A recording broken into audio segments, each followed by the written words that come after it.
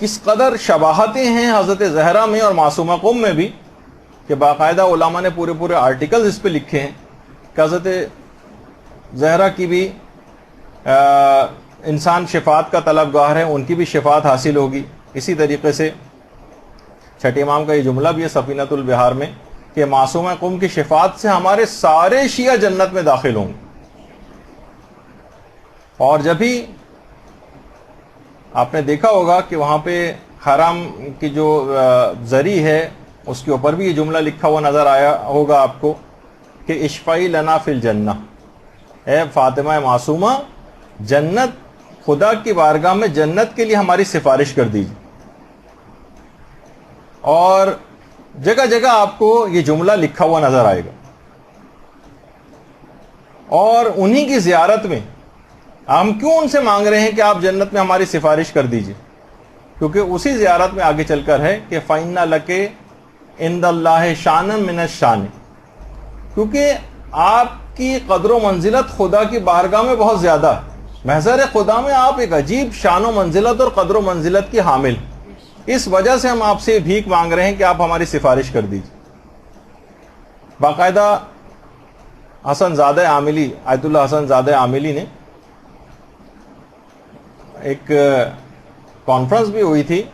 معصومہ قم پر، وہاں پر قم میں، اس میں یہی کہا تھا کہ ہر خاص و عام نے معصومہ قم کے لیے معصومہ کا لفظ استعمال کیا، اور خود ہمارے 8ویں امام نے تو کیا ہی ہے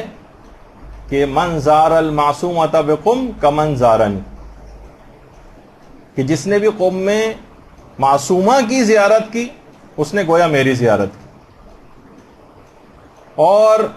اس لحاظ سے کہ حضرت زہرا بھی معصومہ ہیں اور خود معصومہ قم کا لقب بھی معصومہ ہے۔ حضرت زہرا کے القاب میں سے طاہرہ بھی ہے، محدثہ بھی ہے، معصومہ بھی ہے، اسی طریقے سے معصومہ قم کے القاب بھی طاہرہ بھی ہے، محدثہ بھی ہے، معصومہ بھی۔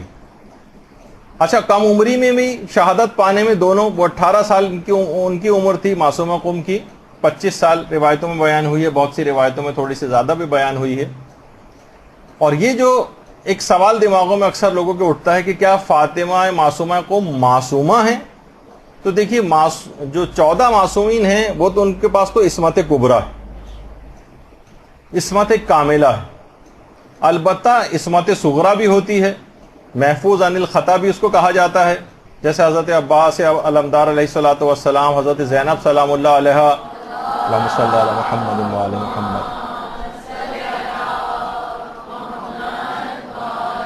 اسی طرح سے معصومہ قم سلام اللہ علیہا، اسی طرح سے مثلا فرشتے بھی معصوم ہیں اور دیگر انبیاء بھی معصوم ہیں، لیکن سب کی عصمت کے درجات الگ الگ ہیں۔ عصمت اکتسابی بھی ایک چیز کہلاتی ہے، یعنی وہ عصمت جو کہ خود محنت کر کے، ریاضیات کر کے اور مجاہدات کر کے حاصل کی جاتی۔ کسی نے آیت اللہ بہجت سے بھی ایک دفعہ پوچھا تھا کہ کیا حضرت فاطمہ معصومہ قم جن کو کہا جاتا ہے کیا یہ واقعی معصومہ ہیں؟ تو آیت اللہ بہجت نے کہا کہ تم اس کی عصمت کا پوچھ رہے ہو کہ جس کی شفاعت سے جنت واجب ہو جاتی،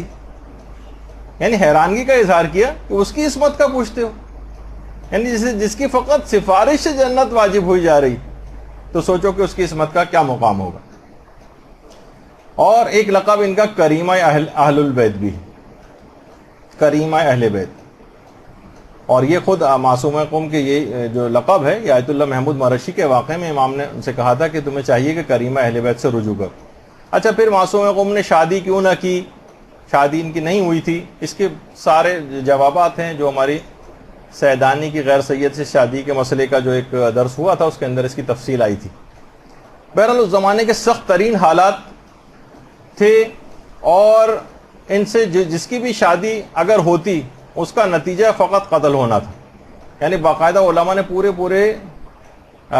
واقعات اور حالات اس زمانے کے کتنا سخت ترین دور تھا، تو وہ اگر کسی کو اس کی تفصیل چاہیے کہ ان کی شادی کیوں نہیں ہوئی تھی تو مختلف علماء نے اس کے اوپر آرٹیکلز بھی لکھے ہیں، اور اس درس کے اندر بھی اس کی تفصیل مل جائے گی جو اس کو آپ سن سکتے ہیں۔ برحمتك يا أرحم الراحمين وصلى الله على محمد وآله